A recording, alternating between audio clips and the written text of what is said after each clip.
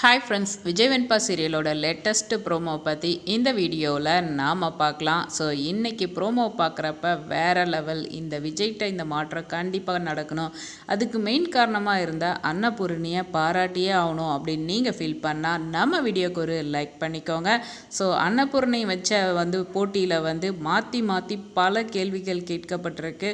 ஒரு கட்டத்தில் விஜய் இவளுக்கு இவ்வளோ நம்மளை பற்றி தெரிஞ்சிருக்கா அப்படின்ற ஆச்சரியம் ஒவ்வொரு நிமிஷமும் கிடச்சிக்கிட்டே இருக்குது அப்படின்னு தாங்க சொல்லணும்.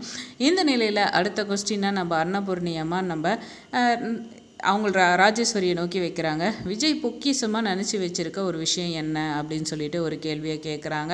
உடனே நம்ம ராஜேஸ்வரி வேற என்ன, அவன் பொண்டாட்டி தான் ஆல்ரெடி இருந்தால, அவளை தான் அவன் மிகப்பெரிய பொக்கிஷமாக நினச்சிட்டு இருக்கான், அந்த இடத்துல வேற யாரையும் அவனால் வைக்க முடியாது அப்படின்னு சொல்லிட்டு ஒரு பெரிய வளவலன்னு ஒரு எக்ஸாம்பிளை கொடுக்குறாங்க. அது விஜய்கிட்ட ஒரு பெரிய மாற்றத்தையே கொடுக்கல, ஃபேஸ்லேயே நல்லா தெரிஞ்சிருக்கு. நீ சொல்லு அப்படின்னு சொல்லிட்டு அன்னபூர்ணி நம்ம ஹீரோயின்கிட்ட கேட்குறாங்க. அவர் பொக்கிஷமாக வச்சுருக்க மிகப்பெரிய விஷயம் வெண்பா தான். அதை நான் 100% அடித்து சொல்லுவேன். அவளுக்காக தான் அவர் வாழ்ந்துட்டுருக்காரு. ஏன் உயிரோடு இருக்கிறதுக்கு மெயின் காரணமே வெண்பான்னு தான் நான் சொல்லுவேன் அப்படின்றாங்க. அதை கேட்டோன்னே விஜய்க்கு ஒரு மாதிரி ஆயிடுச்சு. இந்த அளவுக்கு நம்மளை புரிஞ்சு வச்சுருக்காளே அப்படின்றது.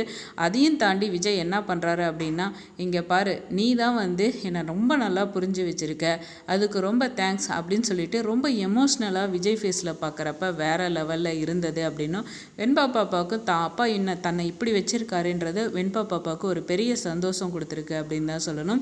ஸோ இதெல்லாம் பார்த்து அன்னபூர்ணி சூப்பர், மாப்பிள்ளைகிட்ட ஒரு நல்ல சேஞ்ச் அப்படின்ற ஒரு சந்தோஷம் இது மூலியமாக கிடைச்சிருக்கு அப்படின்னு அவங்க நினைக்கிறாங்க. விஜய் நம்ம ஹீரோயினை ஒரு மாதிரியான கண்ணோட்டத்தில் தான் அவர் பார்க்குறாரு.